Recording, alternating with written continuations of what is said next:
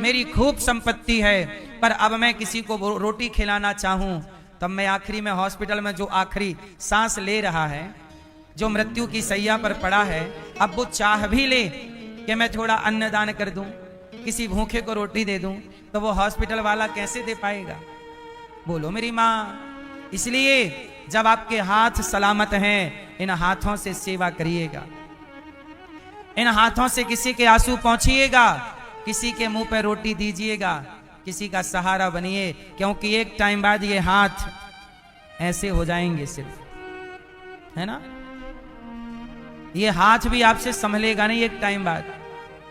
मुर्दे का हाथ नहीं ऐसे चला जाता, लोग उठा के सटा के रखते हैं उसे, फिर वो ऐसे चला जाता। मतलब आपका ये हाथ आज तो एक्टिव है, एक टाइम बाद ये हाथ भी आपका साथ छोड़ देगा, है या नहीं? इसलिए मेरी माँ, जीवन में आखिरी वक्त पर रोने के लिए ना बैठिएगा, अभी अच्छे अच्छे काम कर लीजिएगा। हाँ, भला की जय भला होगा, बुरा की जय बुरा होगा, वही लिख लिख कर क्या होगा, यहीं सबको चुकाना है। मैया जी झूठ मत बोलो, प्रभु के पास जाना है। आप लोग बताओ, जब आप लोग आखिरी सांस ले रहे होंगे तो आप रोते रोते जाएंगे कि हंसते हंसते? इसलिए ऐसा काम मत करना, किसी का दिल ना दुखाना, क्योंकि आप किसी को सताओगे तो वो उसकी बद्दुआएं गूंजती रहेंगी भीतर।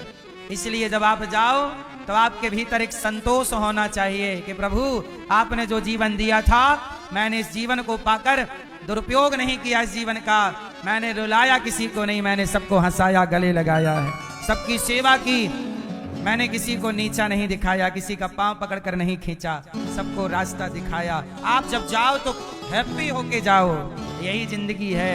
हंसते हंसते कट जाए रस्ते, जिंदगी यूं ही चलती रहे। तो जिंदगी मैया हंसते हंसते मरते समय ये शिकायत खुद से ना रहे कि मैंने ये काम क्यों नहीं किया, है ना मेरी माँ? क्योंकि एक दिन सबको ही वेंटिलेटर पर जाना है, सबको ही अंतिम सांस लेनी है, सबको ही चिता पर जलना है। आखिरी रोना अच्छा नहीं है, आखिरी ऐसे कर्म करो। कबीरा जब पैदा भये, कबीरा जब पैदा भये, जग हंसे हम रोएं। बच्चा पैदा होता है तो बच्चा रोता है, और दुनिया, कबीरा जब पैदा भये जग हंसे हम रोएं। अब करनी ऐसी कर चलो कि हम हंसें जग रोए। ऐसा करके चलना कि हम हंसते हंसते जाएं और हमारे इस अच्छाई पर दुनिया रोती रहे कि भले व्यक्ति चले गए। इसलिए मेरी मां, आप लोग जब मरते समय खुश रहेंगी ना, तब मैं समझूंगा कि आपने ठीक से कथा सुनी है। आप जब मरते अंत काले, जब भगवान कहते हैं अंत काल भक्त जब मेरा स्मरण करता है और मेरा स्मरण करते करते प्राण त्यागता है, तब समझना कि उसने जीवन को ठीक ठीक जिया है, कि उसे आखिरी में भी भगवान का ही स्मरण है। यही जीवन जीने की आपसे मैं एक ही दक्षिणा चाहता हूं कि आप इतने अच्छे से जीवन जीना कि आखिरी में आपके जब प्राण निकलने का वक्त आए तो आप कोई चिंता में ना हो, कोई सोच विचार टेंशन में ना हो, आप हैप्पी रहें, खुश रहें, प्रसन्न चित्त से प्रभु का स्मरण करते हुए और फिर प्राण जाएं।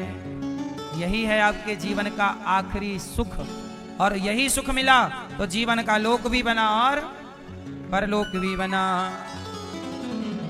यही सत्संग का मूल उद्देश्य है। अंते नारायण स्मृति, अंत में भगवान का स्मरण। तो भीष्म पितामह भगवान का स्मरण कर रहे हैं, भगवान की स्तुति क्या कह रहे हैं? इतिमति रूप कल्पिता वितृष्णा भगवती सात्वत पुंगवे विभूम्नि स्वसुख मुपगते क्वचित विहर्तुम प्रकृति मुपेयुष यद्भव प्रवाह।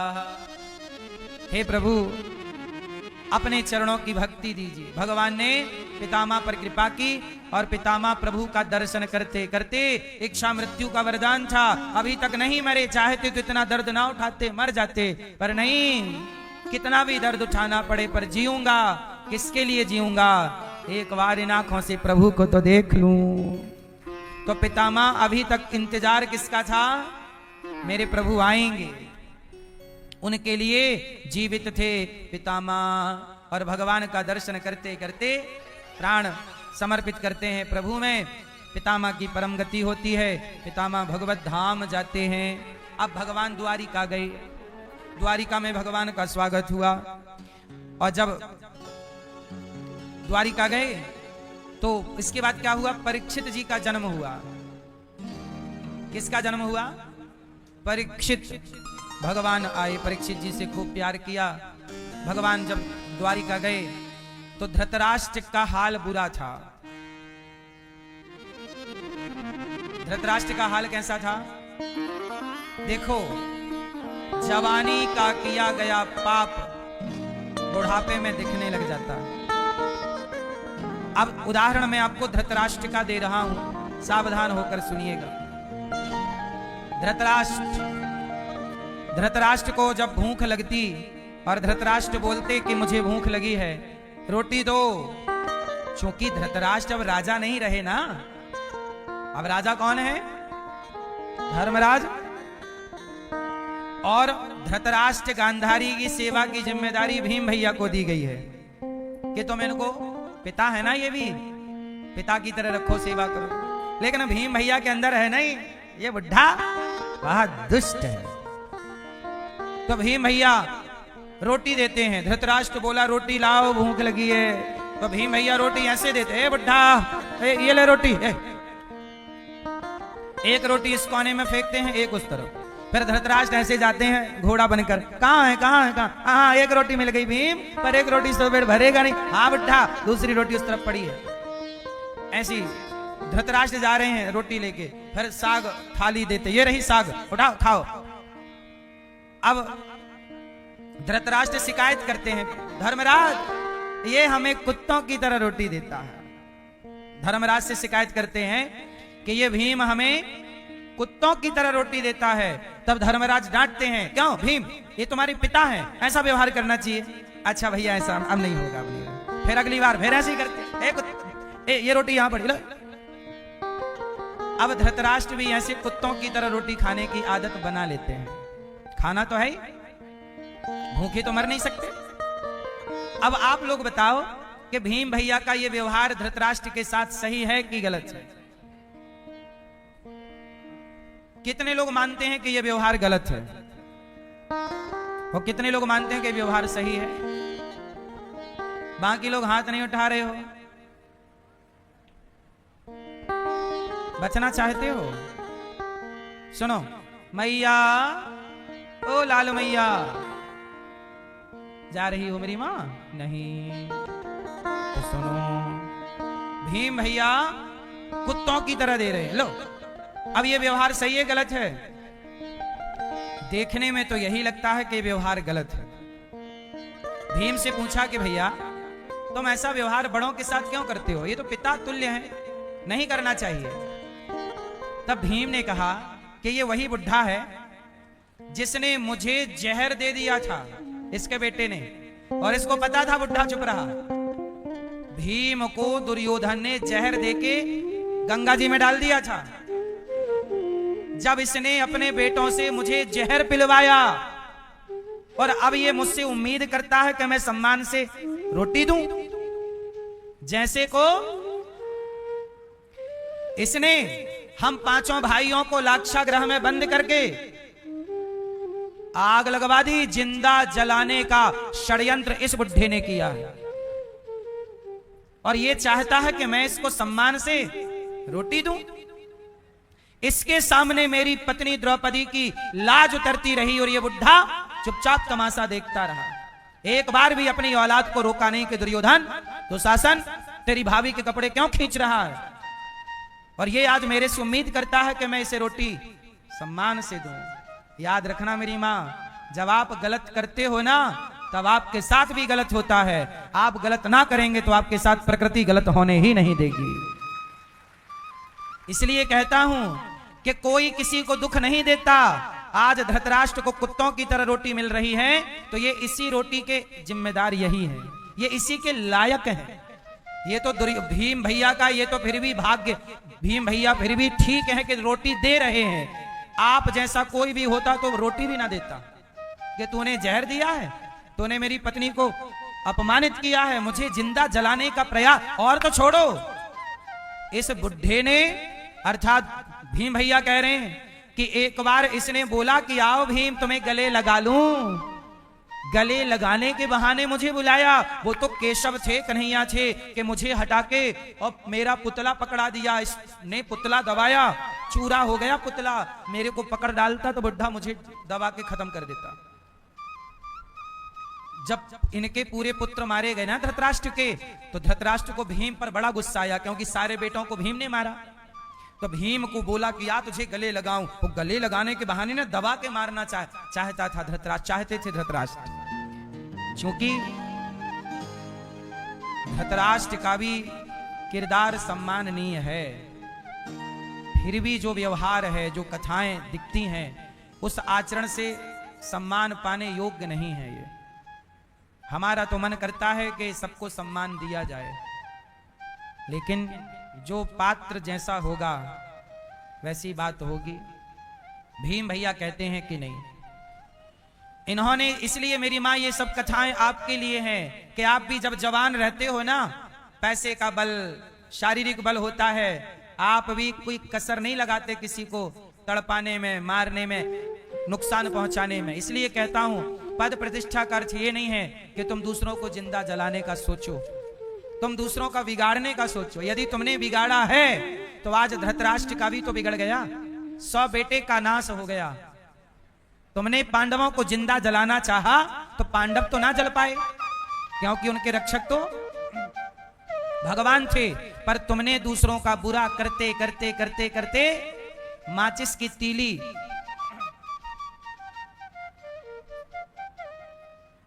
माचिस की तीली जब जलती है तो वो बाद में किसी और को जलाती है, वो बाद में चूल्हा या जंगल जलाती है।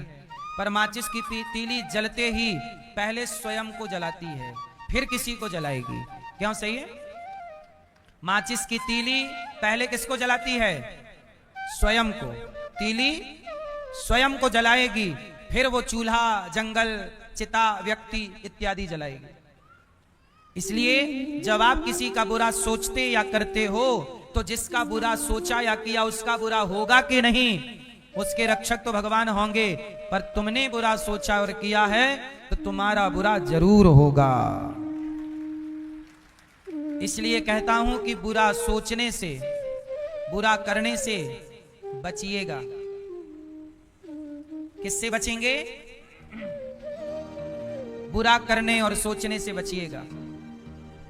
दुर्योधन ने बुरा किया, दुशासन ने बुरा किया, धृतराष्ट्र ने बुरा किया, परिणाम क्या हुआ? इसलिए ईश्वर के घर देर है, क्या नहीं है? अंधेर नहीं है। इसलिए मेरी मां, ईश्वर की लाख आंख से देख रहा है तुझे देखने वाला। सच की खेती कर ले चतुर नर, समय गुजरता जाता मेरे मालिक की दुकान में सब लोगों का खाता। बड़े बड़े कानून प्रभु के, बड़ी बड़ी मर्यादा, किसी को कौड़ी कम नहीं देता, किसी को दमड़ी ज्यादा। समझदार तो चुप रह जाता, मूर्ख शोर मचाता। जब धृतराष्ट्र को कुत्तों की तरह रोटी परोसी गई तब विदुर जी आए और विदुर जी ने धृतराष्ट्र गांधारी से कहा कि अब तो प्रभु में मन लगाओ, अब भी कुत्तों की तरह रोटी खा के तुम्हें जीना ही है। बट तो तुम्हारे बच्चे भी मर गए, अब तुम भी तो मरो। तब विदुर जी धृतराष्ट्र गांधारी को ले गए और वहां बद्रीनाथ में ले जाके अनशन कराया। क्या कराया? अनशन। अनशन क्या होता है? पहले भोजन छोड़ा, पानी और पत्तों के भरोसे रहे, फिर पानी और पत्तों को छोड़कर सांस के भरोसे रहे, फिर धीरे से सांस, धीरे धीरे शरीर से सब चीजें त्याग कर चित्त भगवान में लगा के और अपना अंतिम कल्याण धृतराष्ट्र गांधारी जी ने किया।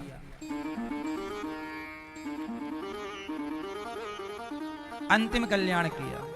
इसलिए कहता हूं कि यदि आपका अपमान हुआ तो उस अपमान के जिम्मेदार आप होंगे, और आपका सम्मान हुआ तो उसके जिम्मेदार भी।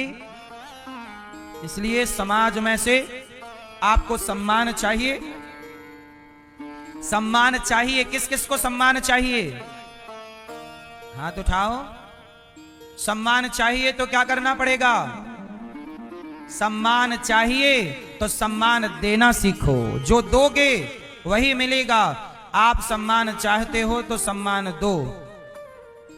ये छोरा सो रहा है, बच्चे को जगाओ। ये बेटा, सम्मान देने से क्या मिलेगा? जोर से। सम्मान देने से और अपमान देने से, जो देंगे जो बोएगा। सम्मान चाहते हो तो सबको सम्मान दो। इसलिए किसी को अपमानित क्यों करना है?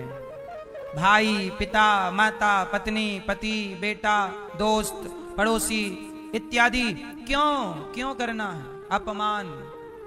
सम्मान अच्छी चीज है। सम्मान दो, सम्मान लो। आदमी अपमान करता है, फिर जब उसका होता है तो रोता है कि मेरा अपमान। भाई, जो बोया था वही तो ना काटोगे। धृतराष्ट्र गांधारी का उद्धार, धृतराष्ट्र जी गांधारी जी को मुक्ति मिली। अब भगवान कृष्ण की 125 वर्ष की लीला पूरी हुई, और जब भगवान श्री कृष्ण जाने लगे तो भक्तों ने कहा कि प्रभु, हम आपके बिना कैसे रहेंगे?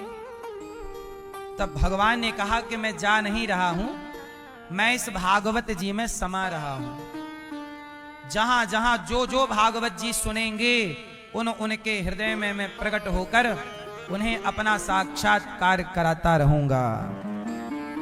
इसलिए लोग भागवत जी के पोथी पाठ अभी पुरुषोत्तम माह में आप लोगों ने बिठा रखा है।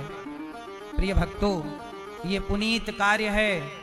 आप भी अपने माता पिता, ये भागवत जब आप सुनते हो, भागवत की कथा, तो भगवान आपकी व्यथा सुन लेते हैं। आपके जीवन से पितृ दोष समाप्त हो जाता है। कब? जब भागवत सुनते हैं। इसलिए आप भी अपने पितरों के, पूर्वजों के कल्याणार्थ, जिन लोगों ने यहाँ पोथी पाठ बिठाए, ऐसे यजमान परिवारों का साधुवाद। आगामी भागवत जी के पोथी पाठ आप लोग भी अपने पितरों के लिए 1 जुलाई से 7 जुलाई पोथी पाठ बिठा सकते हैं, अपने घर की सुख शांति और समृद्धि के लिए। भगवान श्री कृष्ण जाने लगे। भक्तों ने कहा, प्रभु कैसे रहेंगे? बोले, भागवत सुनते रहना। उस भागवत में मैं ही हूं, इसलिए भागवत में श्री कृष्ण ही विराजे हैं। इसलिए जब भागवत सुनते हो तो आपको ऐसा लगेगा कि आप भगवान से एक कदम और करीब भगवान के पहुंच गए। अच्छा, सच बताओ, आप श्रोता हो, बताओ, जब आप भागवत सुनते हो तो आपको ऐसा अनुभव होता है कि आप भगवान के एक कदम और करीब पहुंच गए, पास पहुंच गए? मतलब भागवत जी भगवान के करीब हमें ले जाती है? नहीं ले जाती। इसलिए जब निरंतर सत्संग बना रहेगा तो फिर आपको लगेगा ही नहीं कि भगवान आपसे और आप भगवान से अलग हैं।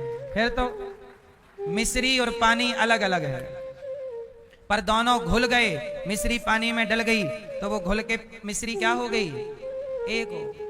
ऐसे जो सत्संगी भक्त हैं, कथा प्रेमी, नाम जप प्रेमी, ऐसे भक्त भगवान के निकट जाते जाते जाते जाते इतने निकट हो जाते हैं कि फिर दो नहीं रह जाते। इसलिए तो स्वामी नाभादास जी ने कहा, भक्ति भक्त भगवंत गुरु चतुर नाम बपु एक, इनके पद वंदन किए नासत विघ्न अनेक। बोलो भक्ति, भक्ति भक्त, भगवंत और गुरु, ये कहने को चार हैं, पर ये चारों भक्ति, भक्त, भगवंत और गुरु, ये चारों, इन चारों को एक श्रेणी में रखा है। चतुर नाम, नाम तो चार हैं, बपु एक, पर ये चार होते हुए भी एक। तो भगवान के जाते ही कलयुग आ गया, भगवान कण कण में व्याप्त हो गए। परीक्षित, पांडव लोग चले गए भगवत धाम, कुंती मां ने प्राण त्यागे, भगवत धाम चली गईं। अब कलयुग आया और कलयुग के राजा बन गए परीक्षित। कलयुग के राजा कौन बन गए? परीक्षित ने एक दिन देखा कि एक गाय और एक बछड़ा, उस गाय और बछड़े को एक काला सा आदमी डंडे से मार रहा था, और डंडे से तो ठीक, लात से, पांव से पाद प्रहार कर रहा था। परीक्षित जी ने कहा, भाई तू कौन है?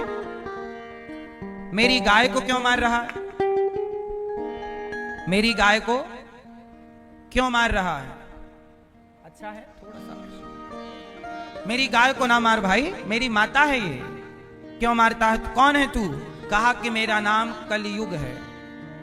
तो गाय को क्यों मारता है? बोले कलयुग में गाय जहां रहती है, जहां गाय रहती है, जहां सत्संग रहता है, जहां भगवान का कीर्तन, जैसे जहां एसी की ठंडी हवा रहती है, वहां गर्मी का प्रभाव, जैसे जहां एसी की ठंडी हवा हो वहां गर्मी का प्रभाव नहीं होता, ऐसे जहां गौ सेवा, संतों की सेवा, भक्तों का वास, भगवान नाम जप और भगवान की कथा हो, वहां कलयुग का वास नहीं होता।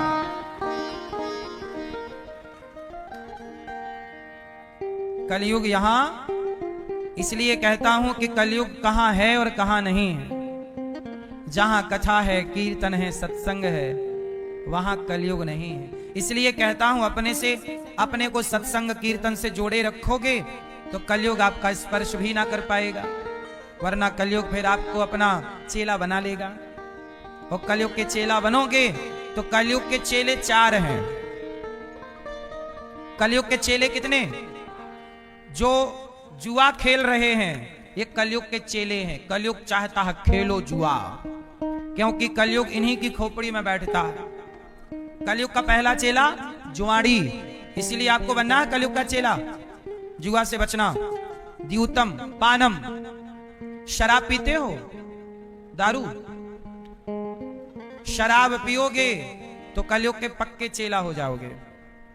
इसलिए दारू वाला व्यक्ति कलयुग का पक्का चेला है। इसलिए कलयुग के बनना है तो दारू के नशे में रहो, और कृष्ण के बनना है तो भगवान के नाम और भगवान की कथा के नशे में रहो। तो कलयुग का पहला चेला जुआड़ी, दूसरा चेला शराबी। मैया तो बिस्तर डाल के सो गई। अरे मैया उठो ले। मैया तो हो जाए खर्राटे पे खर्राटा।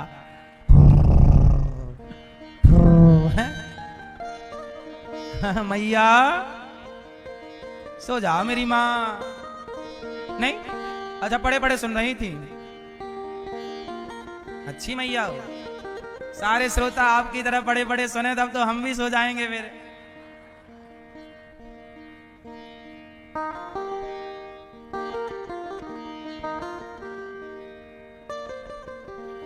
सुनो, कलयुग का पहला चेला कौन? जुआ। दूसरा चेला शराबी। कलयुग का चेला द्यूतम पान स्त्रिया, जो पराई स्त्री को ताक झांक करे, ताकते रहते तुझको सांझ सवेरे। ये सारे लोग ये कलयुग के चेले हैं। और कलयुग का चेला मुन्नी बदनाम हुई, सब कलयुग के चेले हैं। सामने वाली खिड़की में एक चांद का टुकड़ा रहता है, सब कलयुग के चेले हैं ये। तो सामने वाली खिड़की में देखता रहे जेठालाल की तरह बबीता जी आई कि नहीं, है ना? ये कलयुग का चेला है। द्यूतम पानम स्त्रिया और मांसाहारी। और भ्रष्टाचारी, ये सब कलयुग जहां पाप है, बेईमानी है। कलयुग बेईमानी में तो है ना, पाप में, ईमानदारी में क्या करेगा कलयुग। इसलिए अपना जीवन पापमय नहीं पुण्यमय बनाओ। कलयुग से बचना है। जैसे एसी के हवा के आगे गर्मी का प्रभाव नहीं होता, ऐसे कलयुग में भी जो भगवान के आश्रित हैं उन भक्तों पर कलयुग का कोई प्रभाव नहीं पड़ता। इसलिए कलयुग में भी कलयुग के प्रभाव से बचा जा सकता है। हमेशा थोड़ी कलयुग रहता है। बुरे काम ना करो। राजा परीक्षित जी ने कलयुग को वहां से डांटा, कहा महाराज एक स्थान तो दे दो। बोले जाओ तुम 5 कमरे बनवा दिए तुम्हें, बेईमानी में भी रहो, सोने में दे दिया, अच्छा गोल्ड में जाओ, बेईमानी से कमाया सोना। कलयुग जाके परीक्षित जी के सर पे बैठ गया, क्योंकि वो मुकुट जो थी परीक्षित जी के, वो जरासंध की मुकुट थी, और राजा परीक्षित जी के सिर पे बैठा कलयुग। अच्छा, कलयुग बहुत बुरा है, पर कलयुग में एक अच्छाई भी है। कलयुग में नाम लेकर व्यक्ति भगवान के पास पहुंच जाता है। कलयुग केवल नाम आधारा। बुराई देखो, जिसमें बुराई होती है उसमें कुछ अच्छाई भी। कलयुग में अच्छाई है कि कलयुग में नाम का बड़ा महत्व है। अब हुआ यही कि श्री परीक्षित जी ने कलयुग सिर पर बैठा तो एक संत का अपमान कर दिया, समीक जी के गले में मरा हुआ सांप डाल दिया। परीक्षित जी से अपमान हुआ, समीक जी ने तो कोई उत्तर दिया नहीं, पर उनके पुत्र श्रृंगी ऋषि को पता लगा कि मेरे पिता का राजा परीक्षित ने अपमान किया। हाथ में जल लेके शाप दे दिया, जाओ इति लंघित मर्यादम तक्षकः सप्तमे हनि, जाओ तुमने सांप डाला है मेरे पिता के गले में, सांप के ही डसने से तुम्हारी मृत्यु होगी। 7 दिन बाद सांप डसेगा। परीक्षित जी को पता लगा कि मुझे 7 दिन में मरना है। अब परीक्षित जी को लगा मैं क्या करूं। तब सुखदेव जी पुत्र को राजा बनाकर शुकताल गए। तब सुखदेव जी ने परीक्षित जी ने सुखदेव भगवान का पूजन किया और कहा कि मुझे 7 दिन में मरना है, बताइए मैं क्या करूं। तब सुखदेव जी ने कहा कि तुम भागवत सुनो। देखो, जिसका जीवन अल्प बचा है, अब मेरा आपका जीवन कितना बचा है ये तो मुझे नहीं पता, पर बचा बहुत थोड़ा है, गई बहुत थोड़ी रही, नारायण अवचेत। अच्छा बताओ, जीवन अब ज्यादा है कि कम है। हर दिन हमारे जीवन का एक दिन माइनस होता जा रहा है। नहीं, आज की तारीख गई, आज का दिन गया तो हमारे जीवन का एक दिन और कम हो गया। तो हम रोज घट रहे हैं। घटता हुआ इंसान बढ़ते हुए धन को देखकर प्रसन्न होता है। तेरा धन बढ़ रहा है पर तू ही घट रहा है। इसलिए कहता हूं कि घटते हुए जीवन में पुण्य को बढ़ाया जाए, पुण्य को बढ़ाया जाए। किसको बढ़ाया जाए? अच्छे काम। अर्जुन ने पुण्य कमाया, इसलिए कहता हूं आप भी पुण्य कमाओ। पुण्य क्या है? आप में से कितने लोगों ने गौरी गोपाल आश्रम में माताओं का दर्शन किया? जैसा टीवी पर सुना था वैसा यहां है कि नहीं? बोलो, है? आपने देखा होगा यहां माताओं के कमरे में एसी लगी है, माताओं को सारी सुविधाएं हैं। जो एक बेटा अपनी माँ को सुविधाएं दे सकता है, वो सारी सुविधाएं यहाँ माँओं के लिए हैं। ये सारी सेवाएं क्यों हैं जानते हैं? हमें लगता है कि माँओं के बेटों ने तो घर से निकाल ही दिया है। यदि बुढ़ापे में हमारे और आपके सहयोग करने से, सहारा देने से यदि माँओं के होठों पे मुस्कान आ जाए, मरते समय, आखिरी समय हम और आप किसी के काम आ जाएं, तो ये हमसे बहुत बड़ा पुण्य है कि नहीं मेरी माँ? और ये दास अनिरुद्ध, यदि मैंने आपसे कहा कि मैयाओं को आप भोजन कराओ और आपने मेरे कहने से भोजन कराया, तो बताओ आपका पैसा धर्म से जुड़ गया कि नहीं? फिर उसका बदले में आपको पुण्य मिलेगा कि नहीं? तो मैं तो आपको कह कह के आपके पैसे को धर्म से जोड़ रहा हूं सालों से। और आप सबका धन्यवाद कि इस पुरुषोत्तम माह में आप में से किसी भक्त ने माताओं को भोजन कराया, तो किसी ने माताओं को नाश्ता कराया। हमारे स्वर्गीय श्रीमती शकुंतला देवी जी, आप दिल्ली से हैं। आपकी इच्छा थी कि मैं एक माताओं के लिए कमरा बनवा के दूं, ताकि मेरे मरने के बाद माताएं उस कमरे में रहकर भगवान का भजन करें, तो वह पुण्य मुझे भी प्राप्त हो। तो एक मैया श्रीमती शकुंतला देवी मैया, जो कि अब नहीं है, पर उनकी इच्छा थी गौरी गोपाल में सहयोग करने की, तो उन्होंने अपनी इच्छा अपने पुत्रों को कही कि बेटा मैं मर भी जाऊं तो गौरी गोपाल आश्रम में उन माँओं का सहारा जरूर बनना। तो उनके बेटों ने आकर अपनी माँ की इच्छा पूरी करने के लिए एक कमरे बनवाने के लिए 5 लाख रुपए का सहयोग किया वृद्ध माँओं के लिए। देखो कई बार हम लोग ना जीते जी नहीं कर पाते। बहुत सारी माएँ ऐसी हैं, पुरुष ऐसे हैं जिनके बच्चे मेरे पास लाते हैं कि महाराज जी ये 11,000 रुपए आप रख लीजिए, कल संतों का भोजन मेरी माँ की तरफ से कराइए। मैंने कहा माँ कहाँ है? बोले माँ तो भगवान के घर चली गई। बोले माँ की इच्छा थी कि गौरी गोपाल आश्रम में जो संतों का भोजन होता है एक दिन का भोजन माँ कराना चाहती थी। वो आना भी चाहती थी पर आ नहीं पाई, हम लोग समय नहीं निकाल पाए, अचानक मृत्यु हो गई। तो जीवन का कोई भरोसा नहीं है। इसलिए कहता हूं कि आपके माँ बाप की इच्छा यदि है भागवत सुनने की, संतों को अन्नदान करने की, तो आप अपने हाथ से माँ बाप के हाथ से पुण्य का कार्य कराइए। कम से कम बाद में पछतावा तो ना रहेगा कि मेरी माँ की एक इच्छा थी मैं वो भी पूरी ना कर सका। और माँ की इच्छा क्या थी? कितनी अच्छी इच्छा है कि मैं संतों को भोजन कराऊं, बेसहारा माँ को रोटी दूं। गौरी गोपाल गुरुकुल विद्यालय बन रहा है कक्षा 1 से लेकर 12वीं तक। अब मैं विद्यालय बना रहा हूं ताकि बच्चों को शिक्षा भी मिले और संस्कार भी मिले। 5 से 7 हजार बच्चे पढ़ेंगे और निःशुल्क पढ़ेंगे। बताओ ये पाप है कि पुण्य है?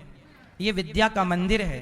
आप भी जरूर इसमें सहारा बनिएगा, अच्छा काम लगे। गौरी गोपाल विद्यालय है ये, जहां बच्चों को निःशुल्क शिक्षा और संस्कार मिलेगा। आप सहयोग करेंगे तो विद्यालय का निर्माण हो जाएगा, सहयोग नहीं करेंगे तो कैसे होगा? ये देखो नींव का काम चालू है, नींव बननी स्टार्ट हो गई है। बनने के बाद विद्यालय ऐसा दिखेगा। बन जाने के बाद विद्यालय जो गौरी गोपाल विद्यालय है वो कैसा दिखेगा? ऐसा दिखेगा जैसा आप टीवी पर देख रहे हैं। ये बनने के बाद ऐसा दिखेगा और यहाँ 5 से 7 हजार बच्चों के पढ़ने की क्षमता रहेगी। बड़ा विद्यालय है, बड़ा काम है, करोड़ों रुपए का काम होगा, करोड़ों रुपए खर्च होंगे उसे बनाने में। हमारा सपोर्ट कोई सरकार या कोई बड़ा ऐसे धनवान थोड़ी है कि जिन्होंने कहा कि आप बनाओ हम सहयोग करेंगे। ये दास अनिरुद्ध तो आप लोगों से भिक्षा मांग मांग कर, कोई 100 रुपए देता है तो कोई 1000 रुपए, कोई 5000, कोई जिसकी जो सामर्थ्य और शक्ति है, आप लोगों के सहयोग से ही ये सब कार्य होता है। तो आप जरूर सहयोग कीजिए और विद्यालय पुरुषोत्तम माह चल रहा है, कुछ पुण्य जरूर करिए। गौरी गोपाल गौशाला में यहाँ 400 से अधिक गौ माता है। आप भी आपके सहयोग से यहाँ गायों को हम हरा चारा, भूसा, पानी, गाय की सानी, सब सेवा, कल का भोजन गायों का आप कराइएगा, करा सकते हैं तो 1 ट्रॉली चारा आप दीजिएगा गौ माता को। ये देखो चारा 1-1 ट्रॉली हम लोग रोज खरीदते हैं। गाय बढ़ती जाएंगी तो ये 1 ट्रॉली चारा को 2 ट्रॉली चारा में लाना पड़ेगा, फिर 3 ट्रॉली चारा, तो खर्चे तो बढ़ते ही बढ़ते हैं। तो आप भी 1 ट्रॉली चारा थोड़ा सा सहयोग करिए। और कल का चारा, कल सोमवती अमावस्या है, कल की तिथि विशेष है, आप भी इस तिथि का लाभ लीजिए और इस तिथि में कल आपकी तरफ से गाय को भोजन मिल जाए, कल आपकी तरफ से संतों का अन्नदान हो जाए। यहाँ ब्राह्मणों का भोजन भी होता है। ये जैसे ये गाय है, हम लोग गाय को हरा चारा तो देते हैं, भूसा तो देते हैं, लेकिन पानी भी लाना पड़ता है खरीद करके, क्योंकि यहाँ का पानी खारा है। मीठा पानी 1-1 टैंकर गौ माता को लाना पड़ता है, तो 1 टैंकर जल की सेवा आप दे सकते हैं। साथ ही यहाँ पर जितनी सेवाएं हैं, पुरुषोत्तम माह चल रहा है, पुरुषोत्तम माह की अंतिम तिथि है कल। क्यों सही है? अब कल से पुरुषोत्तम माह क्या हो जाएगा? कल, अर्थात अभी कल का टाइम है, कल है सोमवती अमावस्या। और ये पुरुषोत्तम माह की सोमवती अमावस्या कभी कभी प्राप्त होती है। तो आप लोग इस तिथि पर कल संतों का भोजन करा सकते हैं, कल यहाँ ब्राह्मणों का भोजन करा सकते हैं, ब्रह्म भोज कल आप अपनी ओर से करा सकते हैं, माताओं को भोजन। इस पावन पुनीत तिथि में कोई ना कोई शुभ कार्य जरूर कीजिएगा, चाहे गायों को चारा, चाहे संतों को भोजन। यहाँ अखंड रसोई चलती है, 25 से 30 हजार लोग पर डे भोजन करते हैं। कितने लोग? आप में से कितने लोगों ने प्रसादी पाई? आपका कोई पैसा लगा? सोचो, सबको गौरी गोपाल जी की रसोई सेवा फ्री में। अब बताओ ये सेवा है कि नहीं? सनातन में अन्नदान से बड़ा कोई दान नहीं होता, आप भी अन्नदान कर सकते हैं। तो कल का देखो ये लाइन लगी है ना भक्तों की, ये भोजन करने वाले भक्तों की, बच्चों की, माताओं की, बहनों की, बुजुर्गों की ये लाइन है। ये भोजन ये लाइन लगी रहती है। भोजन करने वाले भक्त यहाँ हजारों, दिन भर में 25 से 30 हजार लोग, 12 महीने चलती है सेवा। थोड़ा सा अन्नदान। अच्छा, आप लोगों ने भी तो प्रसादी पाई, लाइन लगी थी कि नहीं? दिन भर भोजन चलता है, बताओ ये सेवा नहीं है? सेवा है। कितनी माताएं यहाँ आती हैं, बोलती हैं कि हमारा बेटा रोटी भी नहीं देता। सोचिए कैसी औलाद है कि अपनी माँ को रोटी नहीं देता, लेकिन आप जैसे धरती पे अच्छे भक्त भी हैं कि आप इतने भक्तों के लिए रोटी देने का संकल्प लेते हो। ये धरती आप जैसे भक्तों के बल पर टिकी हुई है। इसलिए कल की रसोई आप बंटवाइएगा अपनी ओर से कि कल सोमवती अमावस्या है, कल का प्रसाद आपकी ओर से बांटा जाएगा। यहां पर माताओं को कल का नाश्ता, कल का भोजन, कल का रात्रि का दूध या आज के रात्रि का दूध माताओं को आपकी ओर से दिया जाए, यह भी आप संकल्प ले सकते हैं। कुछ भक्तों ने अभी आने वाले नवंबर में यहाँ 101 गरीब बेटियों का विवाह होगा, 101 कन्याओं का, जो गरीब परिवार से हैं। अभी पहले भी यहाँ पर कन्याओं का विवाह हो चुका है। आप भी किसी एक बेटी के विवाह में सहयोगी जरूर बनना। किसी का घर बसा सको तो बसाना, किसी को रोटी दे सकते हो तो देना। आओ नाम सुने उन दानवीर महापुरुषों के जिन्होंने धन को धर्म से इस पुरुषोत्तम माह में जोड़ा है। आओ नाम सुने दानवीर महापुरुषों के। बोलिए सदगुरुदेव भगवान की। समुपस्थित सभी श्रद्धालु जनों को जय श्री कृष्णा। चैनल के माध्यम से घर बैठकर कथा का रसपान कर रहे आप सभी श्रद्धालु जनों को जय श्री कृष्णा। व्यास पीठासीन सेवा की प्रतिमूर्ति पूज्य श्री महाराज जी के चरणों में कोटसह नमन वंदन। आपने अभी श्रवण किया कि किस प्रकार श्रीधाम वृंदावन में विभिन्न प्रकार के सेवा प्रकल्प वर्षों से यहाँ पर चल रही हैं और हजारों लोग इससे लाभान्वित हो रहे हैं। आइए उन महानुभावों के नाम श्रवण करते हैं जिन्होंने अपना सहयोग इन सेवाओं तक पहुंचाया है। आप भी संकल्प लें, इस पावन पुरुषोत्तम माह में किसी न किसी सेवा से अपने आप को अवश्य जोड़ें। संस्था के अकाउंट नंबर टीवी स्क्रीन पर दिख रहे हैं, आप अपना सहयोग समर्पित करते हुए मोबाइल नंबरों में संपर्क कर आप भी अपना नाम दर्ज अवश्य कराएं। श्री राजेश पटवा जी दिल्ली से आप एक दिन के संत भोजन के लिए 11,000 रुपए की सेवा समर्पित कर रहे हैं। विकास यादव जी कोटा से, विशेष सहयोग संजय पटवा जी दिल्ली से आप 4,400 रुपए की सेवा समर्पित कर रहे हैं। रामकिशोर साहू विजय राघवगढ़ कटनी मध्य प्रदेश से आश्रम में चल रही सभी सेवाओं के लिए 1 लाख रुपए की सेवा राशि समर्पित कर रहे हैं। बहुत बहुत धन्यवाद। सुधीर बाटी जी बुलंदशहर से 4,100 रुपए। पुरुषोत्तम राबड़ी नागपुर से आप भी एक छत निर्माण के लिए 51,000 रुपए। प्रियांशी शाह अहमदाबाद से 3,200 रुपए। जयप्रकाश गुप्ता जी कुशीनगर से 2,350 रुपए। रामेश्वर जी हरियाणा से 11,000 रुपए एवं रामवीर सिंह जी आप भी एक दिन के संत भोजन के लिए 11,000 रुपए की सेवा राशि समर्पित कर रहे हैं। बहुत बहुत धन्यवाद। आप सभी दानदाताओं के लिए हम बिहारी जी से प्रार्थना करते हैं, आप सभी दानदाताओं के घर बिहारी जी की कृपा बनी रहे। यदि आप भी इस पावन पुण्य सेवाओं से जुड़ना चाहते हैं और अपना सहयोग देना चाहते हैं, संस्था के अकाउंट नंबर टीवी स्क्रीन पर दिख रहे हैं, आप अपना सहयोग समर्पित करते हुए मोबाइल नंबर में संपर्क कर आप भी अपना नाम दर्ज अवश्य कराएं। आगामी पोथी पाठ यहाँ पर 1 से 7 जुलाई होने जा रहे हैं। आप भी अपने पूर्वजों की प्रसन्नता, घर में सुख शांति के लिए पोथी पाठ के यजमान बन सकते हैं और आगामी वृक्ष चौरासी कोष की यात्रा का रजिस्ट्रेशन भी करा सकते हैं। 27 अक्टूबर से 2 नवंबर यात्रा होने जा रही है। रजिस्ट्रेशन प्रारंभ हो चुके हैं, शीघ्र अपना रजिस्ट्रेशन अवश्य कराएं। और 21 नवंबर को 101 गरीब कन्याओं का विवाह यहाँ होने जा रहा है, तो इस पावन पुनीत कन्यादान की सेवा से भी अवश्य जुड़िए। आइए इसी क्रम के साथ चलते हैं पूज्य श्री महाराज जी के चरणों में। जय श्री कृष्णा, जय श्री राधे। इस अधिक मास में आप एक संकल्प जरूर लीजिएगा कि आप गौरी गोपाल आश्रम में रह रही माँ को अपनी माँ समझकर, गौरी गोपाल आश्रम में चल रही सेवाओं को अपनी सेवा समझकर आप इन सेवाओं से जुड़े जरूर रहेंगे। इस पुरुषोत्तम माह की इन आखिरी तिथियों में आप ये संकल्प लीजिए कि आप सदा यहाँ की सेवाओं को अपना मानकर जुड़े रहेंगे और कोई एक सेवा जरूर अपने बेटा बेटी के नाम से, क्योंकि इस माह में किया गया पुण्य अक्षय बन जाएगा, उसका कभी पुण्य का क्षय नहीं होगा।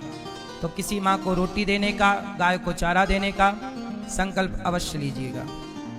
और आप गौरी गोपाल की सेवाओं से जुड़ना चाहें तो आप अपने मोबाइल पर व्हाट्सएप पर ये नंबर पर राधे राधे व्हाट्सएप पर लिखकर भेज दीजिए, तो सारी जानकारी गौरी गोपाल की जिस सेवा से आपको जुड़ना है सारी जानकारी इस व्हाट्सएप पे आ जाएगी। आप अपने मोबाइल पर ये नंबर डायल कर लीजिए 6399991599। अब परीक्षित जी को सुखदेव जी प्रेम से भागवत सुना रहे हैं, दोनों भगवत चिंतन में डूबे हैं। आओ आरती की ओर चलेंगे, आगे की चर्चा कल सुनेंगे। श्रीमन्नारायण चरणौ शरणं प्रपद्ये श्रीमते नारायणाय नमः। चंद्रमा मनसो जात चक्षुः सूर्यो जायतो श्रोत्राद्वायुश्च प्राणस्य मुखादग्निरजायत।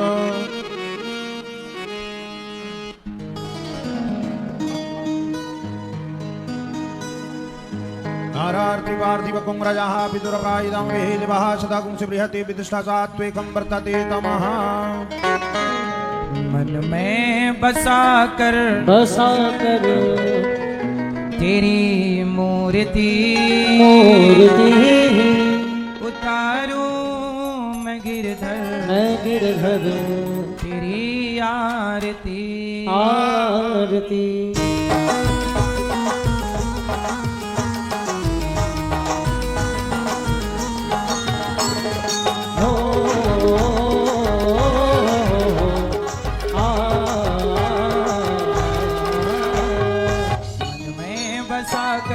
तेरी मूर्ति उतारूं मैं गिरधर तेरी आरती। मैं बसा कर तेरी मूर्ति उतारूं मैं गिरधर तेरी आरती। मन में बसा कर तेरी मूर्ति उतारूं मैं गिरधर तेरी आरती। मन में बसा कर तेरी मूर्ति उतारूं मैं गिरधर तेरी आरती।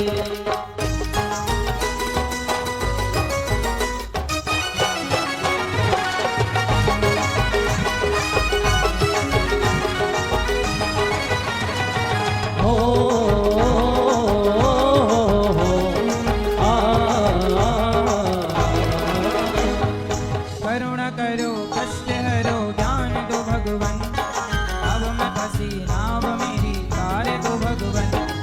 करुणा करो कष्ट हरो ज्ञान दो भगवन अब मैं फंसी नाव मेरी तार दो भगवन। दर्द की दवा तुम्हारे पास है दर्द की दवा तुम्हारे पास है।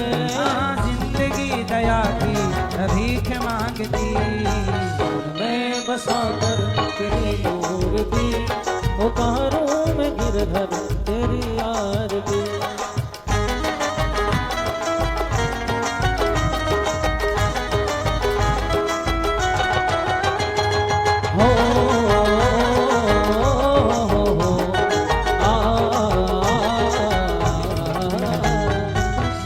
तुझसे क्या मैं यही सोचूं भगवन जिंदगी जब तेरे नाम कर दी अर्पण।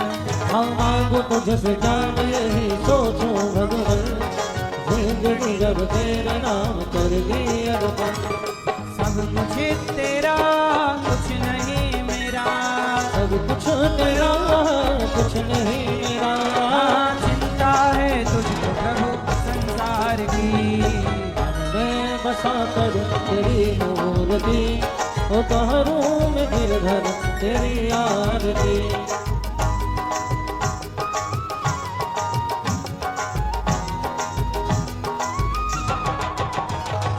हो